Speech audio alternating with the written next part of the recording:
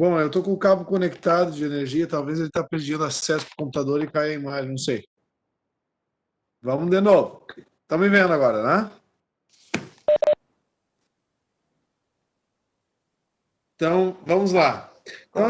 Então a gente viu que a confissão ela tem uma fundamentação bíblica, né? Por isso a gente pode dizer com tranquilidade de que na igreja a gente diz que isso é uma revelação de fide. Está escrito isso, foi o próprio Jesus que disse, né? Existem níveis de revelação, a gente chama disso de hierarquia das verdades, tá?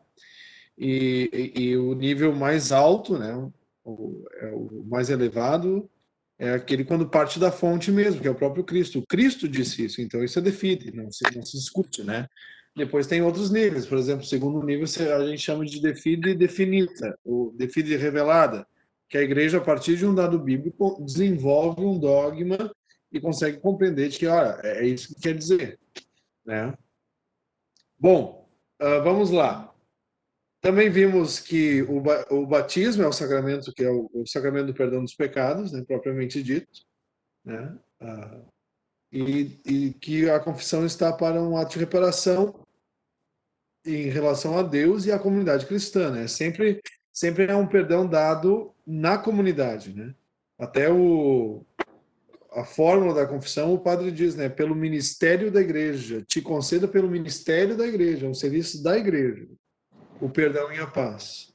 O padre faz isso na igreja. Até uma coisa que eu não entrei nesses detalhes maiores, mas só recapitular, o ministro da confissão sempre é um sacerdote, evidente, né? Que é a questão do poder contra o mal. A gente não pode se esquecer de que a origem do pecado é o diabo, né? Então, isso é fundamental. Então, na verdade, só um sacerdote para expulsar isso, né? E a confissão tem algo de exorcismo também, né? Na verdade, o batismo ele é totalmente pleno de exorcismos, né? Enquanto que a confissão nós podemos dizer que são outros exorcismos também, né? Constantemente na vida cristã nós temos exorcismos, né? Constantemente. Mas o que eu ia dizer, a igreja tem que liberar esse poder, né? O padre não pode simplesmente sair. O padre, por mais padre que ele seja, ele tem que ser liberado para o bispo ouvir a confissão. E isso tem a ver com o chamado poder das chaves. Se o bispo não me liberar de ouvir confissões, as minhas confissões serão inválidas. Não é nem. Não, eu não estou falando aqui de licitude, viu? De licitude, eu estou falando de validez. Tá? A coisa é a questão jurídica. Só que, como isso é um poder derivado do poder espiritual do bispo, o poder das chaves, a gente chama disso de potestas clavorum na igreja, poder das chaves, tá? É algo espiritual. O bispo tem o poder de ligar e desligar esse meu poder espiritual. Ele só vamos dizer assim, independentemente da vontade do poder das chaves do bispo, quando é em caso de morte. Se algum fiel está em caso de morte, o padre, em qualquer circunstância, pode ouvir a confissão e dar absolvição. Sempre a salvação das almas é o objetivo da igreja. Então, não vai ser essas questões jurídico-espirituais que vão influenciar. Né? Inclusive, um padre que se estiver fora do ministério. Alguém até mesmo excomungado. Né? Se um Leonardo Boff aí da vida tiver uma alma morrendo na frente dele e ele der a absolvição válida da igreja, né? Será válida. Será válida. Né? Pô, se bem que ele não está excomungado, né? Mas tá perto. Em todo caso. Em todo caso, né? Só observando. Eu tenho que fazer justiça, né? Tem que ser justo com os injustos, inclusive. Né? Deus brilha para todos. Em todo caso, só para vocês entenderem que tem esse. Eu mesmo, todo padre é ordenado, eu tenho que ter uma licença do bispo. Formalmente, ela está ligada à missão canônica. No momento que o bispo me nomeia papa, por exemplo, subentende-se que eu tenho que cuidar da alma desses fiéis, é a chamada cura de almas. Então, a cura de almas é aquilo que juridicamente a igreja me atrela no cuidado espiritual da salvação dos fiéis. Né? Então, por isso que, São João Vianney, agora dia 4 de agosto, né?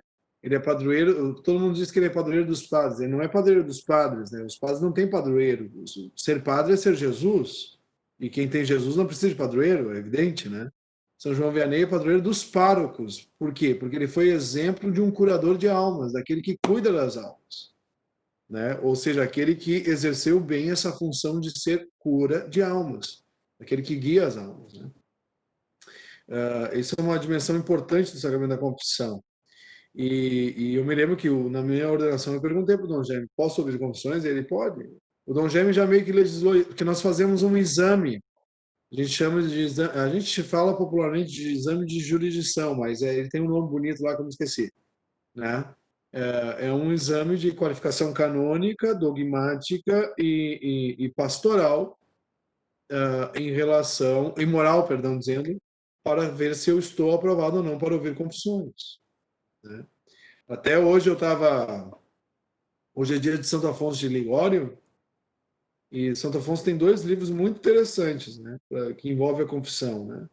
Primeiro, que ele escreveu para padres, né? O primeiro é A Selva, que ele escreveu sobre a dignidade e os deveres do sacerdote, e ali ele tem um capítulo só sobre a confissão.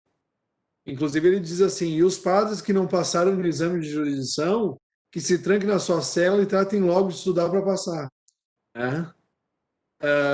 E ainda existe um outro que ele agora que está chegando em português no Brasil, que é o Vademecum para Confessores, né? Manual de Confessores, que Santo Afonso escreveu, né? Ele era um livro que até então ele era muito velado, assim, era difícil de conseguir, né? Eu conheço ele em francês e em espanhol, mas mesmo assim ele determinou que o sexto capítulo, por exemplo, trata dos mandamentos, do sexto mandamento, fosse escrito em latim para que as pessoas não tivessem muito acesso, assim. Então tem essas dificuldades literárias. Tá, então eu falei tudo isso porque tem a ver com a confissão da parte do ministro, né? Lembrando que pecado grave são aqueles pecados que estão ligados aos 10 mandamentos, né? Pecados veniais são todos aqueles pecados que não estão elencados nos 10 mandamentos. E que é pecado aquilo que feriu a liberdade, aquilo que não feriu a liberdade nem a consciência e que feriu uma matéria. Ou seja, tem que ter esses três elementos juntos para haver pecado. Às vezes as pessoas acham, fez tal coisa, mas não necessariamente nós temos um pecado aqui. Tem que analisar a consciência e a liberdade das pessoas diante do fato, né? Isso é uma dimensão importante. Nesse sentido, eu aconselho vocês darem uma olhadinha no documento Veritatis Splendor, né, de João Paulo II, um documento aí muito bombástico sobre a questão da moral e sobre a consciência. Eu garanto para vocês que hoje em dia a maioria dos problemas que nós temos em relação à moral cristã não está tanto na materialidade dos atos, mas e sim da consciência deles. Nós vivemos no tempo da consciência errônea, do chamado a ignorância invencível, né? Que é a pauta do mundo hoje, por causa do relativismo, né? Nós somos a geração do relativismo, né? Olha essa situação, eu não acompanhei tudo porque é uma baboseira, né? Essa situação desse comercial da Natura aí, né? Olha quantas opiniões, né? Nós vivemos uma pauta do relativismo. Então, sim, é possível haver cometido uma matéria contra os 10 mandamentos, mas não estar em pecado contra os 10 mandamentos porque a tua consciência é errônea, né? Então, tem vários fatores assim. Lógico, tem pessoas que não podem dizer de consciência errônea, a gente pode ser de consciência mal formada ou talvez manipulada, né? Por exemplo, um padre. Um padre não pode dizer que não teve aula de moral ou que não teve condições de estudar. Por mais que tenha lido todos os tortos, ele sabe qual é o critério que está por detrás, né? A um padre não é. A um padre nós não podemos dizer que foi ferido por consciência. Isso é subentendido, né? Bom, lembrando que também a confissão tem 4 elementos, né? Primeiro, a contrição, que é a dor por ter ofendido a Deus, né? Tem a atrição também, que é a dor por ter ofendido o próximo. Então, as duas salvam, mas o amor verdadeiro está na contrição, né? Pleno. A acusação dos pecados, dizer os pecados, a absolvição sacerdotal e a chamada satisfação, que popularmente nós conhecemos por penitência. tá?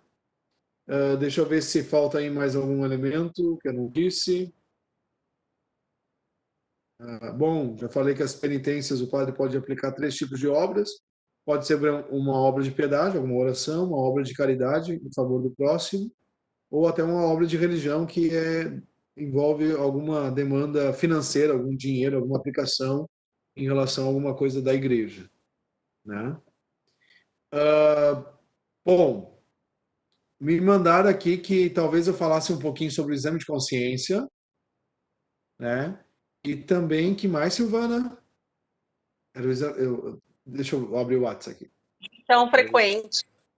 A confissão frequente. Sim. Bom, sobre o exame de consciência, eu também vou entrar em outro assunto que anda junto. Sobre o exame de consciência e a fórmula de ato de contrição, ok? Então vamos lá. Gente, isso aqui é muito livre, tá? É muito livre. Um exame de consciência supõe-se que o mínimo que tem que fazer é analisar os 10 mandamentos, né? Então não é uma questão de ter uma fórmula melhor. A melhor forma de te fazer um exame de consciência é no dia a dia lutar para ser melhor diante de Deus. Porque aí imediatamente a tua vida vai ser um constante exame de consciência, né? Fazer com que a vida em Cristo seja a tua vida. A tua vida mesmo seja o teu exame de consciência. Todos nós, fiéis cristãos, somos convidados antes de dormir, nas completas tem um momento para isso, de fazer um exame de consciência, né? No Opus Dei, por exemplo, tem um costume, na verdade isso não é da obra, isso sempre foi da igreja e os padres tinham isso, se perdeu, se ensinava aos fiéis, chamado exame particular e exame geral. O exame geral é se analisar fazer um geral, como é que foi a minha vida diante de Deus hoje. Agora o exame particular é escolher algum ponto concreto para amanhã fazer melhor, né?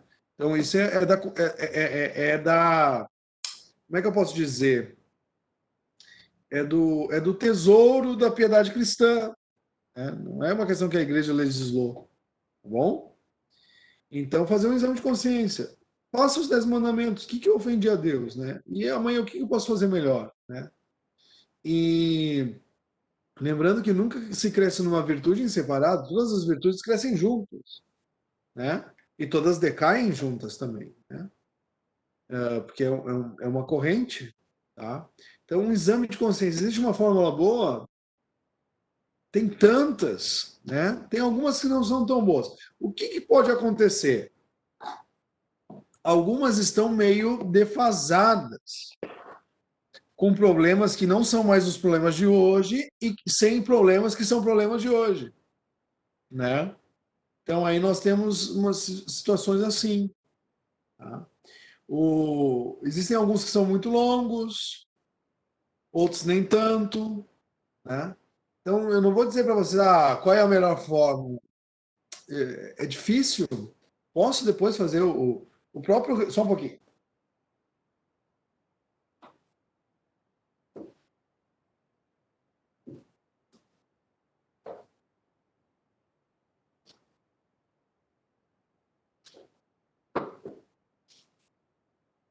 O próprio ritual de penitência, ele traz algumas ajudas aí, né? No apêndice, ele traz listas longas, assim, né? Óbvio, existe aquele esquema tripartido básico, né? Lembrando que os mandamentos é sempre uma ofensa a Deus, sempre primeiro, uma ofensa a Deus, uma ofensa contra mim mesmo e contra o próximo, né? Então, sempre tendo esses 3 elementos, sempre se pautar por isso, no que eu ofendi a Deus, no que eu me ofendi na relação cristã, né? E no que eu ofendi o próximo. E lembrando que os mandamentos eles sempre gravitam nessa chave de os 3 primeiros mandamentos são contra Deus e os outros 7 contra o próximo, né? Não sei se já se deram conta disso, né? Então, eu acho que uma versão resumida é essa. No que eu ofendi a Deus, no que eu não fui justo diante de Deus, e que também eu ofendi o próximo. Mas aí cada um tem que saber como fazer bem. O importante é fazer o seu exame de consciência. Fazer porque assim, ó, nós estamos num tempo em como as pessoas não estão mais acostumadas à direção espiritual, elas se utilizam do confessionário para isso, e confessionário não é para isso. O confessionário é chegar lá, confessar os seus pecados e ir embora. Né? Não é no confessionário que se deve fazer. O confessionário tem que ser muito objetivo. Né? Ah, padre, mas assim é muito seco. É um sacramento. É um sacramento. Direção espiritual tem momentos para isso. Ah, e lembrando aquele aspecto do fora externo e fora interno, né? Eu falei isso semana passada, né? Trate na Falou. confissão, trate na confissão aquilo que é estritamente da tua consciência e fora interno. Se tu quiseres tratar alguma coisa de fora interno com o sacerdote em direção espiritual, tu tem que trazer para fora isso. Ele nunca vai, tu nunca pode terminar uma confissão e dizer, rapaz, então sobre esse assunto, não, tu tem que botar o assunto de fora, de novo. Né? Então isso é bem sério, né? Então, para não comprometer o padre diante das circunstâncias, ok? Bom, sobre isso também tem a ver com atos de contrição. Existe uma fórmula oficial de ato de contrição? Não. Existem fórmulas clássicas. Por exemplo, aquela mais antiga que o pessoal está dizendo por aí que essa é a verdadeira. Não existe verdadeira aqui. Né? Existe uma clássica, que é Senhor Jesus Cristo, Deus e homem verdadeiro, Deus e homem redentor meu, Deus e homem verdadeiro, né? Aquela longa. Né? Bom, é um ato de contrição. Mas, por exemplo, existe a menor que está no ritual da igreja. O ritual da igreja trazem 5 opções. Tá? A menorzinha é aquela que foi dita a Jesus, né? Senhor Jesus, Filho de Deus, tem de piedade de mim, que sou um pecador. Né? Se tu dizeres isso, já valeu como ato de contrição. Né? É o leproso, né? Que diz a ele, né? Senhor Jesus, Filho de Deus, tem de piedade de mim, que sou um pecador. O que o ato de contrição precisa ter para ser um ato de contrição? O ato de contrição, primeiro, é uma manifestação pública de que tu estás contrito. Então, é uma fórmula para manifestar isso. Então, o que tu tem que dizer? De que Jesus é teu Deus, de que Ele é o Senhor, de que tu és criatura miserável e pecaste contra Deus e contra o próximo, que tu estás arrependido, tem medo do inferno e promete nunca mais pecar. São esses os elementos. Se eu simplesmente chegasse para o padre e dissesse assim, olha, padre, eu sou miserável, Jesus é meu redentor, eu pequei, tenho medo do inferno e vou lutar para não pecar mais, isso já é um ato de contrição. Entende? São elementos de contrição. Tá? Você está reparando. Na verdade, você está. Veja que tem muito a ver com o querigma aqui, né? Na verdade, é restabelecer o querigma. Interessante isso. Porque o querigma, né, que é quando tu aceita Cristo, é o primeiro passo da conversão. Porque é o mínimo. Tu tem que colocar Jesus de novo como o Senhor da tua vida. No momento que a gente peca, a gente tira Jesus do primeiro plano e coloca Satanás como lugar do seu Senhor. É a primeira sedução, né? Vós sereis como deuses, a serpente disse lá. É a primeira sedução. É a fazer com que o homem se ache Deus. Né? É a grande a artimanha do diabo. Essa é a jogada que está. Então, o que tem que fazer? Tem que restituir a justiça. Colocar Deus no seu devido lugar. Esse é o movimento da redenção. Recapitular todas as coisas em Cristo. Colocar a cabeça de novo no lugar. É isso que está acontecendo aqui. Então, a confissão está dentro desse movimento, dentro dessa dinâmica da igreja. Ok? Alguma dúvida sobre isso, gente? Ficou, né? Não? Não. Vamos falar um pouquinho sobre confissão frequente, então. Bom, primeiro vamos ao detalhe. A igreja diz que deve-se confessar todos os pecados mortais e as suas quantidades, intensidades e variações. Tá? Então, isso só é perdoado no sacramento da confissão. Toda vez que se peca e que se está arrependido. Agora, existe um movimento, isso também é fundamental da confissão, uma dinâmica de metanoia, um caminho penitencial. Então não vamos tornar a coisa mecânica. Não é, não pode ser assim. Porque aí é o primeiro passo para o chamado movimento escrupuloso. Né? O pessoal pergunta, o que seria esse escrúpulo? O escrúpulo, sei lá, eu costumo dizer para quem joga bola aí, né? Escrúpulo seria o cara que quer jogar bola, mas tem medo das leis, das regras do jogo. Aí não toca a bola para frente porque tem medo de parar o jogo, tem medo por causa da lei, não vive a vida por causa da lei, né? Coisas assim. Então, não. Então, o escrupuloso, sem contar que tem quase sempre no mundo de hoje. Olha, eu não acredito que eu tenha atendido muitos escrupulosos até hoje, mas alguns já passaram na minha vida. Né? Em todos eles eu percebo desde o início que são pessoas que, na verdade, são quase que sempre apresentam alguma patologia psicológica. Quase sempre. Né? Quase sempre. Né? Então, vejam, o Manuel está mostrando Silvana. Tá? Então, o que eu digo aqui? Mas isso é um detalhe importante, gente, porque ah, a graça supõe a natureza. Então, tem muita gente que, eu vou lá, o padre não me ajuda, não, o padre está te ajudando. Eu já dei como penitência para a pessoa, olha, a tua penitência é procurar um profissional da saúde. Lógico que sim, lógico que sim. É uma questão humana e a graça supõe a natureza tem que estar ordenada para ter integridade de vida.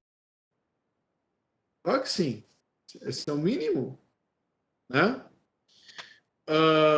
Bom, então, eu pequei, estou arrependido. Eu já tenho direito, entre aspas, a me confessar.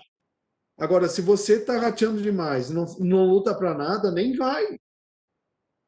Nem vai. A tua vida é uma vida sem luta. Né?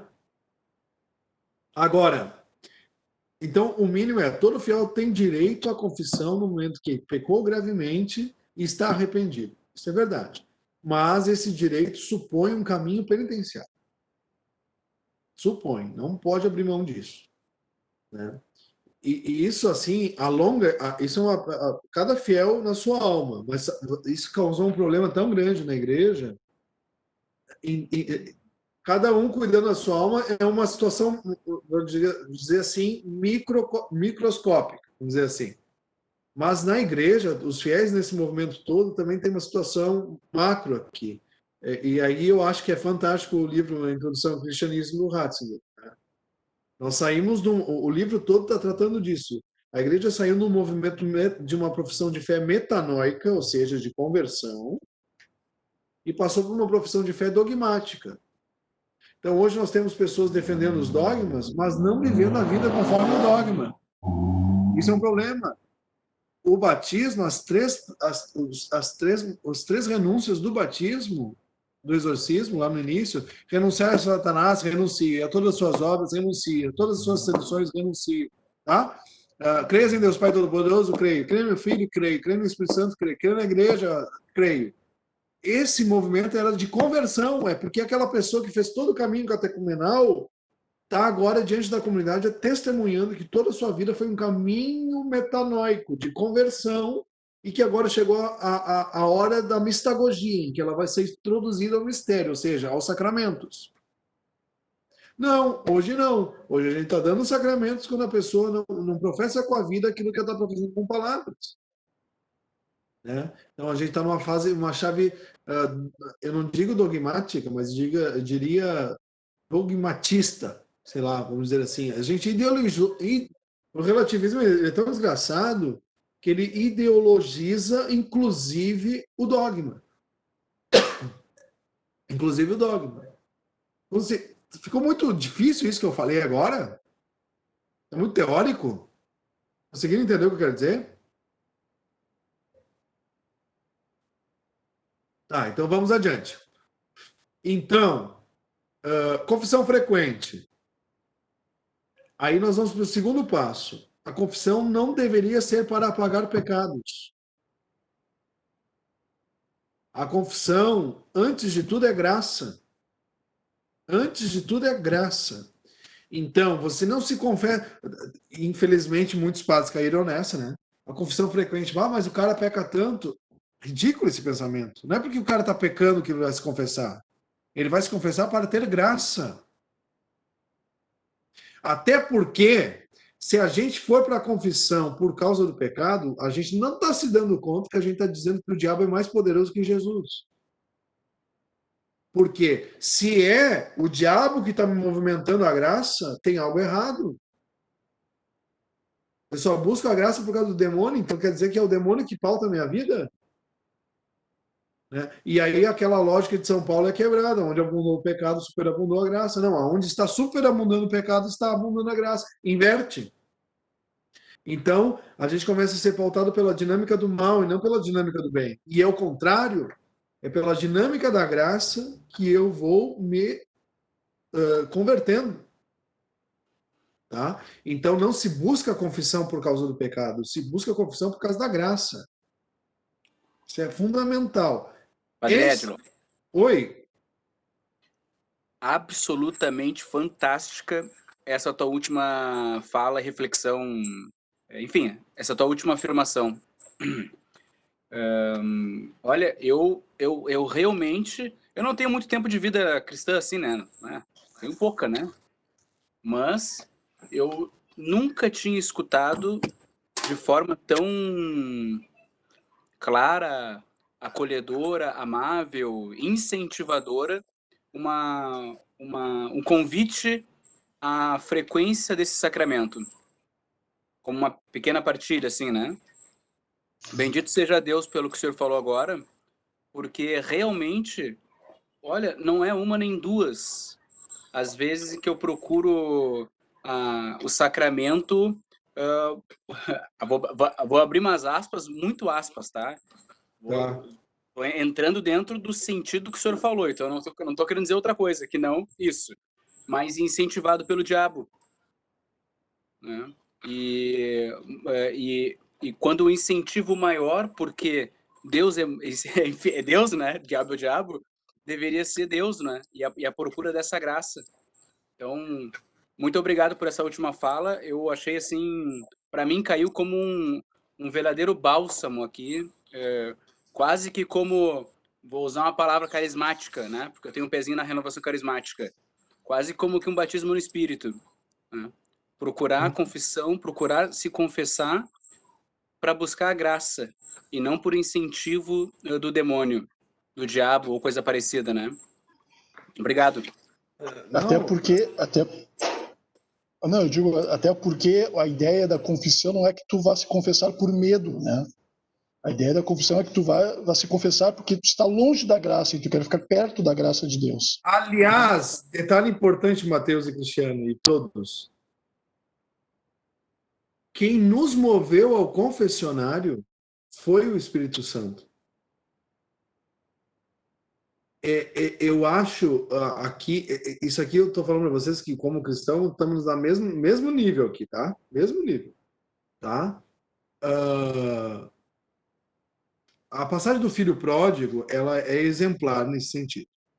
O filho mais novo sai da casa do pai. Pai, segurança. Casa, seio familiar, aquela coisa toda. Se afasta tanto que ele vai trabalhar em lugar que se cria porcos. Se é lugar que cria porcos, é lugar que não é judeu. Se não é judeu, são pagãos, ou seja, ele se afasta da religião. E, pior ainda, se porco é podre, nem isso ele pode comer, ele come da comida dos porcos.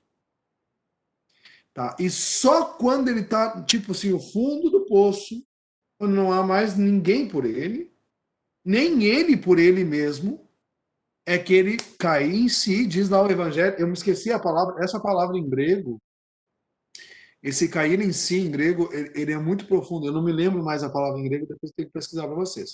Mas o significado dessa palavra é tipo assim, quando não há mais ninguém por ti, nem tu mesmo. Algo move e se dá conta, não, mas para lá, na casa do meu pai, nenhum criado é tratado assim. E aí ele volta. Esse é o pulo do Espírito Santo, vamos dizer assim, tá? Nem foi tu, desgraçado, que foi pro confessionário porque tu quis se confessar. Tu não te dá conta. Foi a graça que quase que tu é como que um zumbi, entre aspas, assim, empurrado. Olha, eu já não vivo mais. E aí tu vai, né? Tu vai. Então, tem um pouco a ver com isso. Isso é muito importante, tá? Quem te moveu ao confessionário foi o Espírito Santo. Esta é a prova de que, mesmo no pecado, mesmo na desgraça, Deus tem poder sobre nós. O diabo já foi vencido. Só não acabou seu principado no mundo, porque a obra da redenção está em processo ainda. A redenção já foi efetivada. Vamos dizer que ela não foi homologada ainda, talvez. Né? Vamos usar uma linguagem assim. Né? Porque a justificação é um processo. Eu acho que é São Gregório que vai dizer, São Gregório de Nissa, eu não me lembro mais, ou Nazianzo, que vai dizer que o diabo é como um cão feroz, raivoso, violento, que late, que quer abocanhar, mas ele está preso na coleira.